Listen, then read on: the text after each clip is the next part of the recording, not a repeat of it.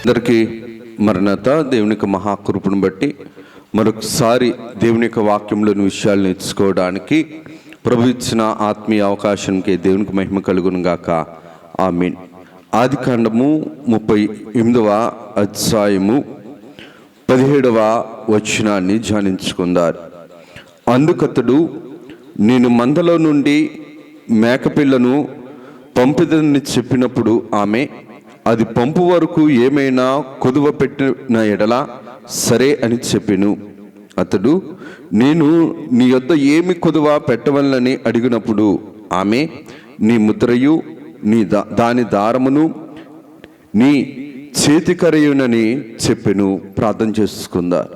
సర్వకృపానిధి, దయగలిగిన తండ్రి, కృప కలిగిన తండ్రి, నీ ఘనమైన నామమునకు వందనాలు, స్తుతులు, స్తోత్రాలయ్యా. కొద్దివారము దీవించము, ఆశీర్వదించము. మీరు మాతో మాట్లాడుము నైనా. నీ యొక్క ఆత్మీయ విషయాలను మాకు బోధించి నైనా మాలో ఉండవలసిన పరలోకపు జ్ఞానాన్ని ఉంచండి.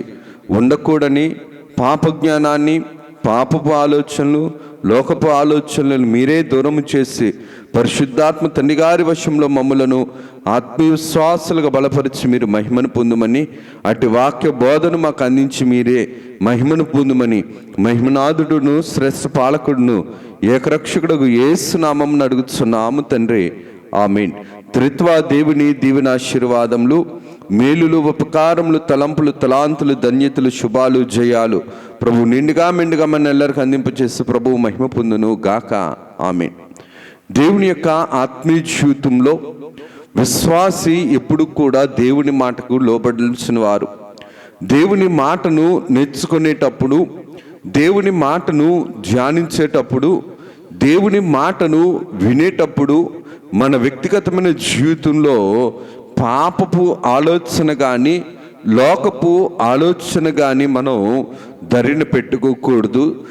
దేవుని ఆలోచనతో మాత్రమే దేవుని వాక్యాన్ని మనం ఆలోచన చేయాలి. దేవుని ఆలోచనతో మాత్రమే దేవుని పనిని మనం ఆలోచన చేయాలి. లోక సంబంధమైన, మానవ సంబంధమైన, పాప సంబంధమైన, వ్యర్థమైన ఆలోచనలతో దేవుని పనిని, దేవుని ఆలోచన మనం కొలత వేయకూడదు. అది విశ్వాస జీవితానికి ఎప్పుడు కూడా మంచిది కాదు. ఎందుకు ఈ యొక్క మాటను నేను తెలియచేస్తున్నాను అనేసినంటే, బైబిల్ గ్రంథములో ఆదికాండము 38వ అధ్యాయాన్ని క్రైస్తవ వ్యతిరేకులందరూ కూడా ఈ అధ్యాయాన్ని బట్టి బైబిల్ గ్రంథాన్ని దూషించేవారు. బైబిల్ గ్రంథములో ఉన్న స్థితిని అర్థం చేసుకోకుండా పాప జ్ఞానముతో, శాప జ్ఞానముతో, అనైతికమైన జ్ఞానముతో దేవుని తలంపును, దేవుని కార్యాన్ని ఎగతాళి చేస్తారు. ఈ 38వ అధ్యాయాన్ని చూపించి, ఈ 35వ అధ్యాయంలో జాగ్రత్తగా మనం గమనిస్తే కనుక పాపము ఎంతగా కనబడుతుందో, పాపమును మించిన దేవుని కృప కూడా, దేవుని కనికరము కూడా, దేవుని యొక్క వాత్సల్యత కూడా, దేవుని యొక్క దయ కూడా అంత ఎక్కువగా ఈ యొక్క 38వ అధ్యాయంలో మనకు కనబడుతుంది. మానవ జ్ఞానముతో ఆలోచిస్తే మానవ పని కనబడుతుంది. దేవుని జ్ఞానముతో ఆలోచిస్తే సైతాను ఏ విధముగా ఒక కుటుంబాన్ని శోధించింది, సైతాను ఏ స్థితిలో యూదా గోత్రాన్ని నాశనం చేయటానికి ఉనికి కలిగి ఉంది అన్న ఉద్దేశం మనం ఇక్కడ స్పష్టంగా ఈ యొక్క ఆదికాండము 38వ అధ్యాయాన్ని బట్టి మనం చూడగలుగుతున్నాం. ఈ యొక్క అధ్యాయంలో మనకి ఇద్దరు వ్యక్తులు మనకు బాగా కనబడతారు. ఒకటి యోధా గారు, రెండు తామారు గారు.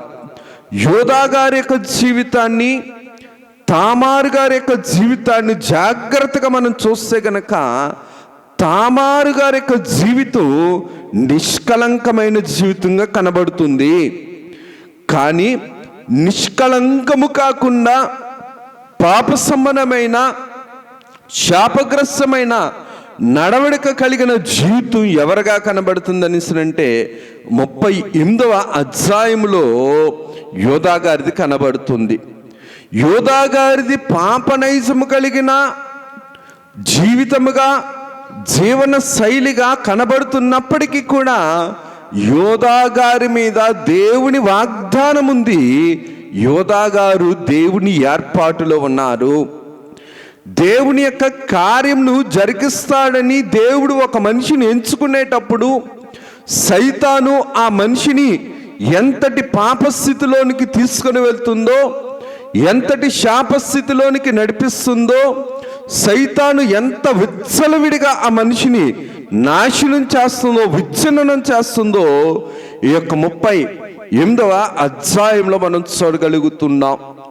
ఇక్కడ మనకు కనబడుతున్న ఇద్దరు వ్యక్తులు కూడా దేవుని ఏర్పాటులో ఉన్నవారు.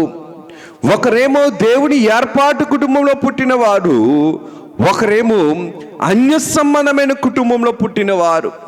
యోధా గారు దేవుని కుటుంబంలో, దేవుని ఏర్పాటు కుటుంబంలో, వాగ్దానము కలిగిన కుటుంబంలో పుట్టినవారు యోధా గారు. దేవుని వాగ్దానము లేకుండా దేవుని వాగ్దానమును నెరవేర్పులోనికి తీసుకురావటానికి దేవుడు అన్య కుటుంబమైన కానానీయురాలైన కానాను కుమార్తె అయినటువంటి తామారు గారి పక్షాన కూడా దేవుడు ఉన్నట్లుగా మనం చూడగలుగుతున్నాం. వాక్యాన్ని అక్షర జ్ఞానంతో చూడద్దు, ఆత్మీయ జ్ఞానంతో చూడండి. అక్షర జ్ఞానం వేరు, ఆత్మీయ జ్ఞానం వేరు. యోహాను సువార్త 4వ అధ్యాయంలో ప్రభువు అంటాడు, దేవుడు ఆత్మస్వరూపి. దేవుని దగ్గర వచ్చేటప్పుడు శరీర కార్యాన్ని మనం చూడకూడదు. శరీర సంబంధమైన ఆలోచన ఆత్మ సంబంధమైన ఆలోచనలోనికి నడిపించదు. శరీర సంబంధమైన ప్రవక్తన కలిగిన బ్రతుకు ఆత్మ సంబంధమైన ఆశీర్వాదం వైపు నడిపించదు. ఎందుకు ఈ మాటను నేను జ్ఞాపకం చేస్తున్నానంటే, యోధా గారు ఎవరి కుటుంబమో మనందరికీ కూడా తెలుసు. కొంచెం మనం ఒకసారి జ్ఞాపకం చేసుకుందారు. అబ్రహాము గారు తర్వాత ఇస్సాకు గారి తర్వాత యాకోబు గారికి 13 మంది సంతానం. 12 మంది ఏమో పురుషులు, ఒక కుమార్తె దీనా గారు. మొత్తము యాకోబు గారికి 13 మంది సంతానం. ఈ 13 మందిలోనూ కూడా 4వ వాడిగా ఉన్నవారు ఎవరనిసినంటే యోధా గారు. ఈ యోధా గారు గోత్రములో నుంచే ఆదికాండము 49వ అధ్యాయంలో మనం చూడగలిగితే కనుక దేవుని ఉద్దేశం ఇక్కడ మనకి కనబడుతుంది. యోధా, నీ సహోదరులు నిన్ను స్తుతించెదరు, నీ చెయ్యి నీ శత్రువుల మెడ మీద నుండును, నీ తండ్రి కుమారులు నీ ఎదుట సాగిలపడుదురు. యోధా, కొదమ సింహము నా కుమారుడా, నీవు పుట్టిన దాన్ని తినివచ్చితివి. సింహము వలె గద్దించు ఆడు సింహము వలెను అతడు కాళ్ళు ముడుచుకొని పండుకొనెను. అతడు లేపువాడెవడు? షీలోహు వచ్చు వరకు యోధా యొద్ద నుండి దండము తొలగదు, అతని కాళ్ళ మధ్య నుండి రాజదండము తొలగదు. ప్రజలు అతనికి విధేయులయ్యుందురు. చూడండి, దేవుని యొక్క వాక్య ప్రకారము మనం చూడగలిగితే గనక దేవుడు ఏర్పరచుకున్న యూదా గోత్రంలో నుంచి ఎవరు రావాలని అంటే రాజులకు రాజైన యేసుక్రీస్తు ప్రభువు రావాలి. ఇది దేవుని తలంపు. ఈ మాటను, ఈ ఉద్దేశాన్ని మనం నేర్చుకొనక ముందు ఒక మాటను మనం నేర్చుకుందారు. ఏంటి ఆ మాట అనిస్తునంటే, దేవుడు ఉనికి ఎక్కడైతే ఉందో సైతాను ఉద్రేకము కూడా అక్కడే ఉంది. దేవుని ఏర్పాటు ఎక్కడైతే ఉందో సైతాను వేరు చేసే పాటు కూడా అక్కడే ఉంది. ఎందుకు ఈ మాటను మనం జ్ఞాపకం చేసుకోవాలంటే, దేవుడు ఏదైనా తోటలో ఆదాము అవ్వలను చాలా మహిమ స్థితిలో ఉంచారు. దేవుడి దగ్గరకు వ్యతిరేకంగా ఉంచే ఆజ్ఞాతిక్రమం అనే పాపాన్ని తీసుకొని వచ్చి దేవుని దగ్గర నుంచి వేరు చేసింది. యాకోబు గారి యొక్క జీవితంలో కూడా 12 మంది సంతానంలోను కూడా ఈ యొక్క యోధా గారు లేవి గారు నరహంతకులుగా కనబడతారు దేనా విషయంలో. ఒక ఊరిలో ఉన్న పురుషులందరినీ చంపిన నరహంతకులుగా కనబడతారు యోధా గారు. ఈ యొక్క తామారు దగ్గరికి వచ్చేటప్పటికి వ్యభిచారిలాగా కనబడతారు. ఈ యొక్క 38వ మొదటి ప్రారంభంలో చూస్తే కనుక షూయ అనే కానాను స్త్రీని వివాహం చేసుకున్న దేవుని అవిధేయత కలిగిన ప్రవక్తన కలిగిన వాడిగా కనబడతారు. ఎందుకు ఈ మాటను నేను జ్ఞాపకం చేస్తున్నానని అంటే, ఇస్సాకు గారు కూడా జ్ఞానపరుడే, ఇస్సాకు గారు కూడా భక్తిపరుడే. ఇస్సాకు గారిని బాధ పెట్టడానికి సైతాను సొంత కొడుకైన యాషావునే సాధనముగా చేసుకుంది. దేవుని ఆత్మీయ జీవితంలో ఏర్పాటు సాధనముగా మనం ఉన్నప్పుడు సైతాను శోధన సాధనముగా కూడా మనం ఎక్కువ ఎవరినైతే ప్రేమిస్తామో, నమ్మకం ఎక్కువ ఎవరి మీద అయితే పెట్టుకుంటామో, ఎవరు దేవుని ఏర్పాటులో ఉన్నారో, ఎవరు దేవుని పనిలో ఉన్నారో, ఎవరు దేవుని పనికే ప్రతిష్ఠింపబడ్డారో వారిని సైతాను ఎప్పుడు కూడా విచ్ఛిన్నం చేస్తుంది. వాక్యంలో జాగ్రత్తగా గమనిస్తే గనక అబ్రాహాము గారి నుంచి ఇస్సాకు గారు, ఇస్సాకు నుంచి యాకోబు గారు, యాకోబు గారి నుంచి యోధా గారు వచ్చారు. ఈ యోధా గారు 38వ అధ్యాయంలో మనం చూస్తే గనక ప్రారంభంలో ఒక మాట మనకి కనబడుతుంది. హీరా అను తన సహోదరులను విడిచిపెట్టి హీరా అను ఒక అదుల్లామీని వద్దకు వెళ్ళెను. అక్కడ షూయా అను ఒక కానానీయుల కుమార్తెను యోధా చూచి ఆమెను తీసుకొని ఆమెతో పోయెను. చూడండి, దేవుడు ఏది కూడా దాయలేదు. ఎందుకు దాయలేదనిసనంటే, ఇది పాపము, పాపాన్ని తెలియచేసేది ధర్మశాస్త్రము. రోమ పత్రికలు మనం చాలాసార్లు చదువుకున్నాం. పాపము బయటికి రావటానికి ధర్మశాస్త్రమే ద్వారమయ్యింది. ధర్మశాస్త్రము లేకపోతే పాపమును ఏ మనిషి కూడా గుర్తించలేని అనాగరికత, అనైతికత, అతిక్రమము, అక్రమము కలిగిన కుటుంబ జీవితాలుగా, కుటుంబ పరిస్థితులుగా బైబిల్ గ్రంథములో ధర్మశాస్త్రము లేనప్పుడు చాలామంది చరిత్రలు మనం చూస్తాం. ఎందుకు మనం ఈ యొక్క అధ్యాయాన్ని ఇంత జాగ్రత్తగా మనం నేర్చుకోవాలి అనిసనంటే, ఒక విషయాన్ని మనం నేర్చుకునేటప్పుడు అక్షర జ్ఞానం మాత్రమే కాదు, ఆత్మీయ జ్ఞానం కూడా కావాలి. అక్షర జ్ఞానం అవసరం అది చదవటానికి. ఆత్మీయ జ్ఞానం దేనికనిసనంటే, అక్షర జ్ఞానముతో ఆత్మీయ జ్ఞానాన్ని మనం అర్థం చేసుకోలేం. ఎందుకు ఈ మాట నేను జ్ఞాపకం చేస్తున్నాను అనిసనంటే, యోధా గారు సహోదరులను విడిచిపెట్టాడు అనగా దేవుని ఏర్పాటు కుటుంబమైన యాకోబు గారిని వారి సహోదరులను విడిచిపెట్టి వేరయ్యాడు. ఇందాక కూడా మీకు చెప్పాను, దేవుడి ఏర్పాటులో ఉన్న వారిని సైతాను వేర్పాటు చేస్తుంది. వేరు చేసిన తర్వాత ఏం చేస్తుందంటే పాపం అనే పోటును పొడుస్తుంది. ఇక్కడ కూడా యోధా గారి యొక్క జీవితంలో మనం చూస్తే గనక ఒక పోటు పొడుచడం ప్రారంభిస్తుంది. ఆ పోటు ఏంటనేసి అంటే పాపపు పోటు. దైవజనుని యొక్క కుటుంబంలో పుట్టి యోధా ఎవరిని వివాహం చేసుకున్నాడంటే కానాను కుమార్తె అయిన షూయాను వివాహం చేసుకున్నాడు. ఇక్కడ వరకు బాగానే ఉంది. వివాహం చేసుకున్న తర్వాత ఈ షూయా ఎవరికి బిడ్డలకు గర్భంగా దాల్చిందని అంటే యోధాకి షూయాకి కలిపి 3 కుమారులు పుడతారు. ఒక కుమారుని పేరు ఏరు, 2వ కుమారుని పేరు ఓనాను, 3వ కుమారుని పేరు షేలా.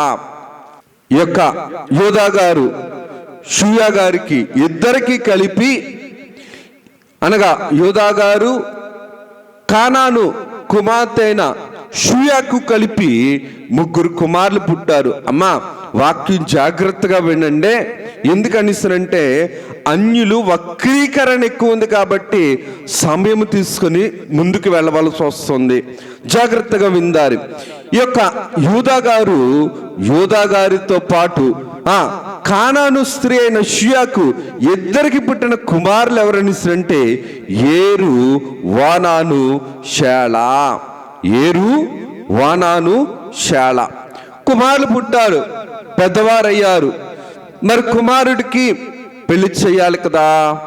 పెళ్లి చేయాలి కాబట్టి వివాహ కార్యానికి ఆ ప్రాంతంలోనే ఉన్న ఒక స్త్రీని చూశారు. ఆ ప్రాంతము పేరు కానానీయుల ప్రాంతం. బాగా గుర్తుపెట్టుకోండి. మనకి ఈ చరిత్ర మనకి బైబిల్ గ్రంథంలో చాలా చోట్ల మనకి కానానీయుల గురించి తెలుస్తుంది మనకి. ఎందుకు ఈ మాటను నేను జ్ఞాపకం చేస్తున్నానంటే దేవుని యొక్క వాక్య ప్రకారము ఈ కుమారులు పెద్దవారైన తర్వాత పెద్దవారైన పరిస్థితి యందు ఈ యొక్క యూదా గారు ఎవరిని వివాహం చేయాలని అనుకున్నారంటే కానానీయుల్లో ఉన్నటువంటి ఒక కుమార్తెను తీసుకుని వచ్చి వివాహం చేయాలని అనుకుంటున్నారు. దేవుని యొక్క వాక్య ప్రకారం జాగ్రత్తగా గమనిస్తే దేవుని ఉద్దేశం కానానీయుల పట్ల, హిత్తీయుల పట్ల, పెరిజీయుల పట్ల ఇలాగా ఇశ్రాయేలు లెక్క ఏర్పాటు సంతానానికి వ్యతిరేకంగా ఉన్న కొన్ని జాతుల వారితోటి దేవుడు అంటాడు, నీ కుమారుణ్ణి వారికి వద్దు, వారి కుమార్తెను నువ్వు తెచ్చుకోవద్దు అనేసి ద్వితీయోపదేశకాండము 7వ అధ్యాయము 3, 4, 5 వచనాల్లో మనకి కనబడుతుంది. జాగ్రత్తగా వినండి వాక్యాన్ని. ఎందుకు ఈ మాటని నేను జ్ఞాపకం చేస్తానంటే ఇది దేవుని ఉద్దేశం. ద్వితీయోపదేశకాండం ముందా, ఆదికాండం 38వ అధ్యాయం ముందా అనిసినంటే ఆదికాండం 38వ అధ్యాయానికి వచ్చేటప్పటికి ఏమి లేదనిసరంటే సీనాయి పర్వతం మీద ఉన్నటువంటి ధర్మశాస్త్రం లేదు. ధర్మశాస్త్రం ఎప్పుడైతే వచ్చిందో పాపం ఏమైంది? బయటికి రావటం ప్రారంభమైంది. అనగా ఇది పాపము అని గుర్తింపబడింది. నేను చిన్న ఉదాహరణ చెప్తాను, మీరు అపార్థం చేసుకోవద్దు. ఒక మనిషి ఉన్నాడు, రోజంతా కూడా తాగుతానే ఉన్నాడు. పడిపోయాడు ఒక చోట. ఈ పడిపోయిన వ్యక్తి తాగి పడిపోయిన వ్యక్తి ఎక్కడ పడ్డాడో తెలియదు. రోడ్డున పడ్డాడో, డ్రైనేజీ పక్కన పడ్డాడో, వీధిలో పడ్డాడో, గుమ్మాన పడ్డాడో, రోడ్డు మీద పడ్డాడో, పెంట మీద పడ్డాడో తెలియదు. మత్తంతా వదిలిపోయిన తర్వాత, మత్తు దిగిన తర్వాత ఏం జరిగిందని అంటే ఎక్కడ ఉన్నాడో తెలుసుకున్నాడు. అనగా సరైన ఆలోచన వచ్చేంత వరకు కూడా తన పరిస్థితి తనకు తెలియలేదు. సరైన ఆలోచన నేర్పింది, సరైన క్రమమును నేర్పింది దేవుడైన యెహోవా ఇశ్రాయేలు ప్రజలకు మోషే ధర్మశాస్త్రము ద్వారా. జాగ్రత్తగా విందారు వాక్యాన్ని. ఏమా ఎందుకు ఈ మాట నేను జ్ఞాపకం చేస్తున్నానని అంటే ఇక్కడ వాక్యంలో జాగ్రత్తగా గమనిస్తే యోధా గారి పెద్ద కుమారులు అనగా పెద్దోడు, రెండోవాడు, మూడోవాడు ఉన్నాడు. ఈ పెద్దోడైన ఏరుకి ఆలోచన ప్రకారం చూస్తే గనక పెద్దోడినిచ్చి వివాహం చేశారు. ఎవరికి? కానాను స్త్రీ అయిన తామారుకి. తామారు అనగా అర్థం ఏంటనిసరంటే ఖర్జూరపు చెట్టు. నీతిమంతులు ఖర్జూరపు చెట్టు వలె మువ్వ వలె ఉందురు అని ఉంటుంది. వాక్యాన్ని జాగ్రత్తగా చూద్దాం. నీతిమంతులు ఖర్జూరపు చెట్టు మువ్వ వలె ఎప్పుడు కూడా ఫలభరితంగా ఉందరని వాక్యం చెబుతుంది. తామారు అనగా ఖర్జూరపు చెట్టు. ఏంటి తామారే ఎందుకు మనం ఈరోజు నేర్చుకోవాలి అనిసనంటే దేవుని ఏర్పాటులో ఎంతటి శాపగ్రస్తమైన సంతానంలో పుట్టినప్పటికీ కూడా దేవుని ఏర్పాటులో ఆ సంతానాన్ని దేవుడు రక్షించగలడు. అయ్యగారు మంగళ స్తోత్రపలు పాటలో ఒక చరణం ఉంటుంది. ఎట్టివారినైనా ఏ స్థలమునందైనా ఇట్టే పట్టి రక్షించటానికి పాట్లొందు తండ్రికి స్తుతులు. ఎట్టివారినైనా ఏ స్థలమునందైనా ఉన్నవారిని పట్టి రక్షించటానికి పాట్లు పొందుచున్న తండ్రి రక్షకుడైన యేసుక్రీస్తు ప్రభు.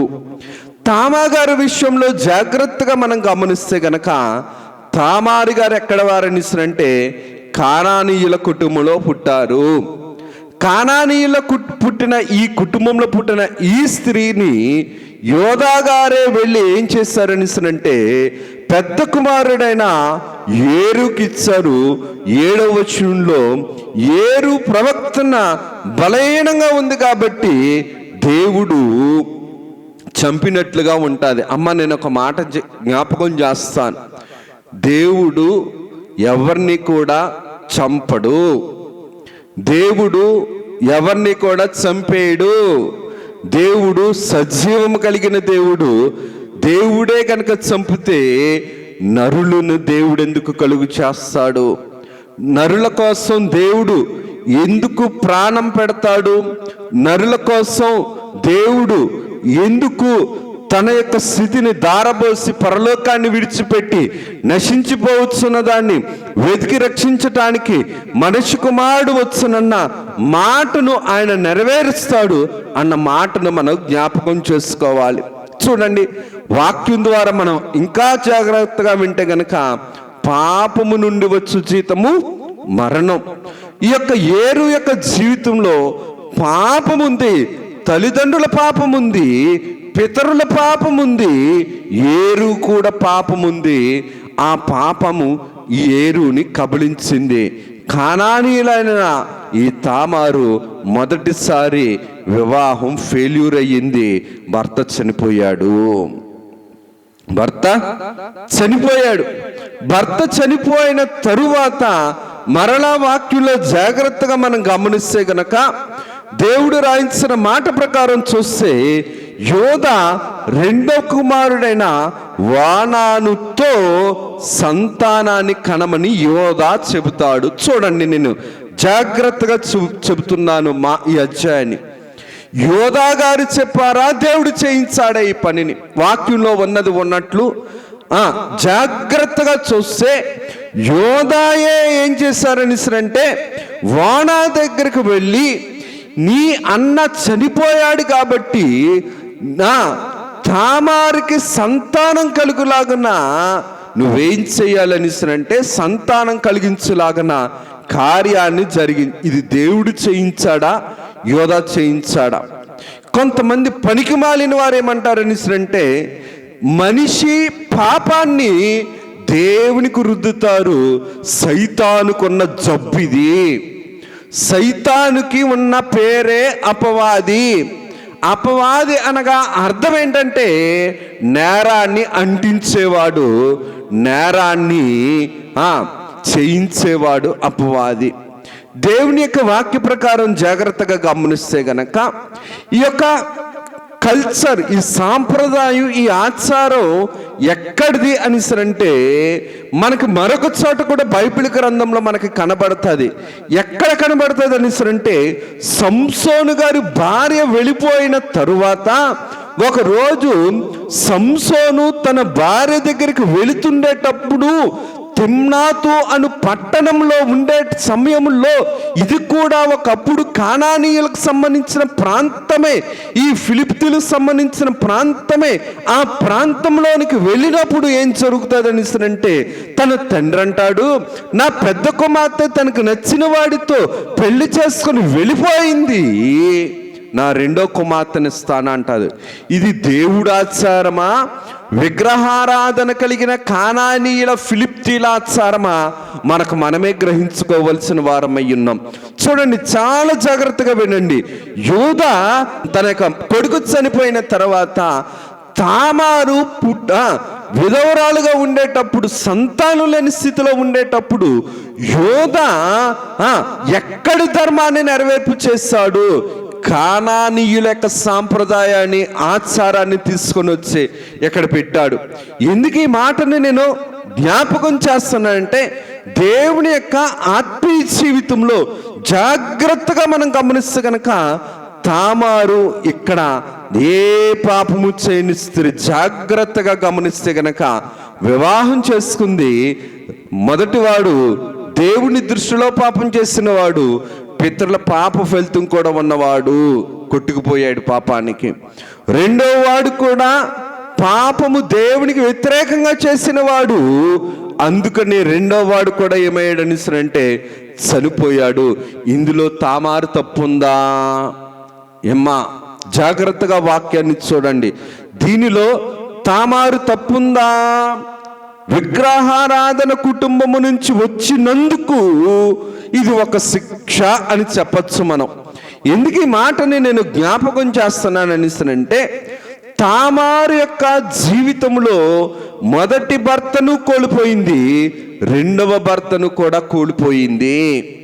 మొదటి భర్తను కోల్పోయినప్పుడు ఒంటరితనంగా మిగిలింది, రెండవ భర్తను కోల్పోయేటప్పుడు శాపగ్రస్తురాలాగా ఉండిపోయింది.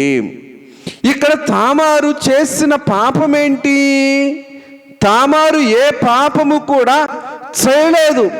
మరి తామారికే ఎందుకు ఈ ప్రతికూల పరిస్థితులు వస్తున్నాయి అని వాక్యం ద్వారా మనం చూడగలిగితే గనక ద్వితీయోపదేశకాండం 7వ అధ్యాయం ప్రభు చెప్తాడు, అమ్మా నీవు ఇటువంటి వారితోటి వియ్యం అందుకోకూడదు అని యోధాకు దేవుడు చెబుతాడు.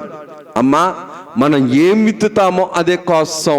మనకున్న పాప స్వభావాన్ని బట్టి, పాప నైజాన్ని బట్టి మనిషిని ధిక్కరించవచ్చు, దేవుణ్ణి ధిక్కరించవచ్చు, దేవుని వాక్యాన్ని ధిక్కరించవచ్చు, దేవుని క్రమాన్ని ధిక్కరించవచ్చు. కానీ దేవుడు అనేవాడు న్యాయస్థుడు. దేవుడు అనేవాడు న్యాయస్థుడు. దేవుని కార్యక్రమమును జాగ్రత్తగా మనం నేర్చుకోవలసిన వారం, తెలుసుకోవలసిన వారం.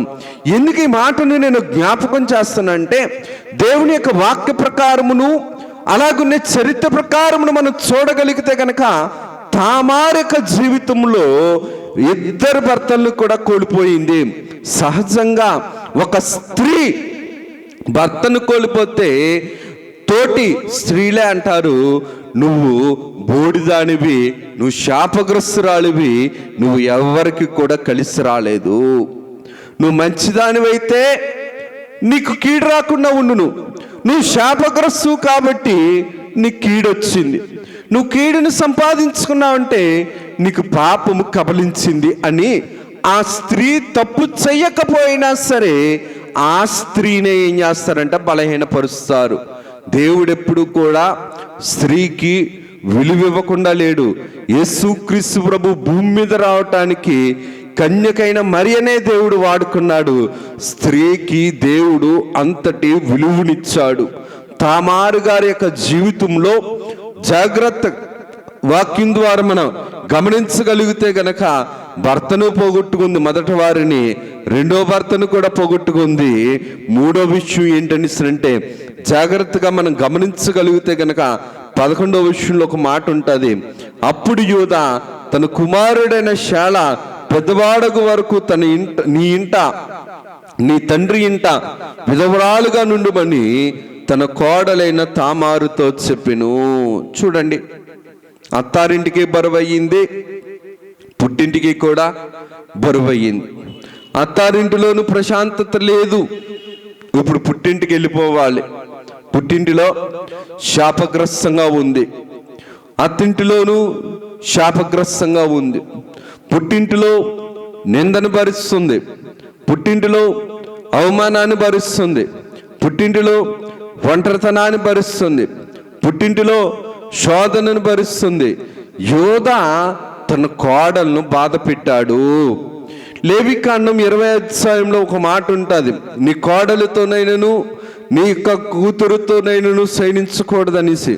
చాలా మంది ఏం చెప్తారనేసి అంటే, ఈ యొక్క అధ్యాయంలో ఈ యొక్క బలహీనమైన స్థితిని తీసుకొని వస్తారు. కానీ బైబిల్ గ్రంథంలో స్పష్టంగా లేవికాండం 20 అధ్యాయంలోను, లేవికాండం 16 అధ్యాయంలోను దేవుడు ఒక కుటుంబ సంబంధం ఇది, ఒక భార్య సంబంధం ఇది, ఒక భర్త సంబంధం ఇది, ఒక బిడ్డల సంబంధం ఇది, కుటుంబ వ్యవస్థ ఇది, సరైన వ్యవస్థ ఇది, సరికాని వ్యవస్థ ఇది అని చాలా చక్కగా లేవికాండం 20 అధ్యాయంలోను 16 అధ్యాయంలోను దేవుడు చాలా చక్కగా అధ్యాయులు ఎవరు కూడా చెప్పరు. ఎందుకనిస్తారంటే లోకంలో ఉన్నవాడికి, పాపంలో ఉన్నవాడికి నీతి మీద మురికి చల్లటం, దేవుని వాక్యం మీద మురికి వేయటం పాపానుకున్న జబ్బే, పాపిష్టోడుకున్న రోగమే అటువంటిది.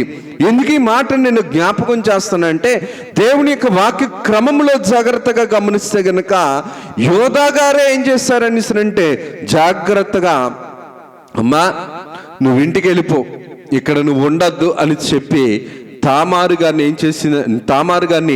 ఏం చేశాడనిసరంటే పుట్టింటికి పంపించేశాడు. ఎందుకని? అమ్మా వివాహం జరిగింది ఒక స్త్రీ ద్వారా. తల్లిదండ్రులు చేసిన పాపాలు, పెద్దలు చేసిన పాపాలు, భర్త చేసుకున్న పాపాలు, వారి అత్తమామలు చేసుకున్న పాపాలు, మొత్తానికి ఆ బిడ్డకి ఏం జరిగింది అనేసినంటే బలహీనమైన పరిస్థితి వచ్చింది. ఈ బలహీనమైన పరిస్థితి ద్వారా అత్తింటిలోనూ భారంగానే ఉంది, పుట్టింటిలో కూడా అవమానంగానే ఉంది. ఏ తప్పు చేయలేదు, జాగ్రత్తగా వినండి. వివాహం అయితే చేసుకుంది, యోధా కుటుంబంలోనికి కోడలుగా వచ్చింది, పెద్దవాడిని చేసుకుంది. పెద్దోడు పాపాన్ని బట్టి చచ్చాడు, రెండోవాడు కూడా దేవునికి అంగీకారంగా లేడు కాబట్టి పాపం పరిపక్వమైంది, మరణం వచ్చి తీసుకొని వెళ్ళిపోయింది. ఇప్పుడు శిక్ష ఎవరు భరిస్తున్నారనిసరంటే తామారు భరిస్తుంది. తామారు ఒంటరిగా ఉంది, తామారు కన్నీటితో ఉంది, తామారు గారు వేదంతో ఉన్నారు. తామారు గారు వేదంలో ఉండి పుట్టింటిలో రోధిస్తున్నారు. అయ్యో నేను ఆశపడి ఫలానా వారింటికి వెళ్ళాను, ఫలానా వారి యొక్క కుటుంబంలో వివాహానికి ముందు వారు అంత భక్తిపరులు అన్నారు, వారి దేవుడు అంత భక్తిపరుడు అన్నారు, వారి యొక్క స్థితి అంత భక్తిగా ఉందన్నారు, కానీ వారి బిడ్డలు దేవునికే వ్యతిరేకంగా బ్రతికారు, ఈరోజు నా పరిస్థితి ఇలాగ అయిపోయింది అని చెప్పి బాధపడుతూ ఉంది, వేదన పడుతూ ఉంది. కానీ ఈ లోపు ఏం జరిగిందని అంటే దేవుని యొక్క వాక్య ప్రకారం జాగ్రత్తగా గమనిస్తే గనక 12వ వచనంలో చూస్తే గనక చాలా దినములైన తర్వాత షూయా కుమార్తె అయిన యోధా భార్య చనిపోయిను. యోధా భార్య షూయా ఏమైంది? చనిపోయింది. ఇప్పుడు చూడండి, దేవుని వాక్యం చెబుతుంది, నరుడు ఒంటరిగా ఉండుట దేవుని చిత్తము కాదు. పాపం ఎప్పుడు కూడా మనిషిని ఒంటరిని చేస్తుంది. పాపము ఎప్పుడు కూడా ఒంటరిని చేసే పాప ఫలితంలోనికి దింపేస్తుంది. ఏదేని తోటలో ఆదాము గారు లేని సమయంలో సైతాను వచ్చింది.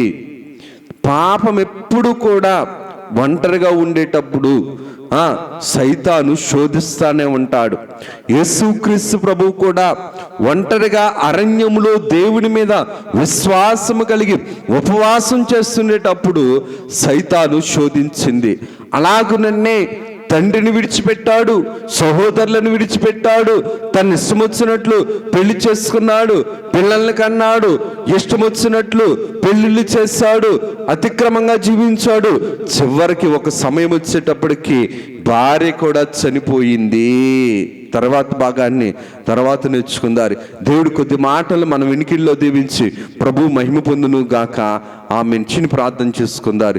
సర్వకృపానిధి, దయగలిగిన తండ్రి, కృప కలిగిన తండ్రి, నీ ఘనమైన నామమునకు వందనాలు, స్తుతులు, స్తోత్రాలు నైనా దీవించండి, ఆశీర్వదించండి నైనా. నీ దైవ గ్రంథములోని విషయాలను మాకు నేర్పించండి.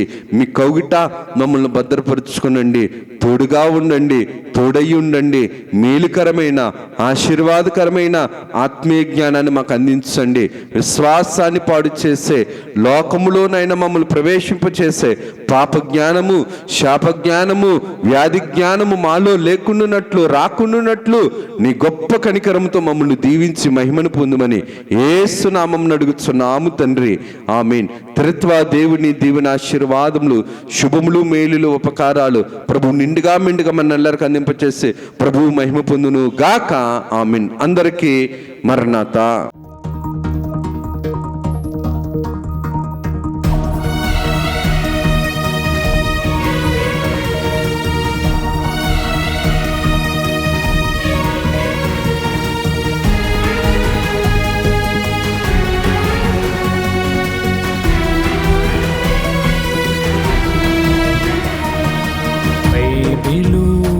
ప్రకటన, బయలుపరచిన ప్రకటన,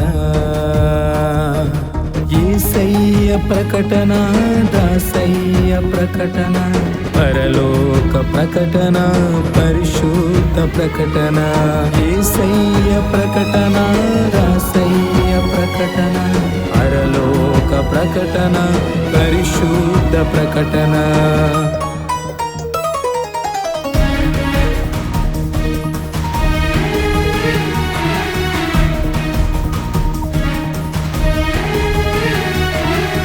ప్రకటన, బైబిలు ప్రకటన, బయలుపరచిన ప్రకటన, విమలాత్మ ప్రకటన, విజయాత్మ ప్రకటన, విశ్వాసికి ప్రకటన, విజ్ఞాపన ప్రకటన, విమలాత్మ ప్రకటన, విజయాత్మ ప్రకటన, విశ్వాసికి ప్రకటన, విజ్ఞాపన ప్రకటన. ప్రకటన, బైబిలు ప్రకటన, బయలుపరచిన ప్రకటన.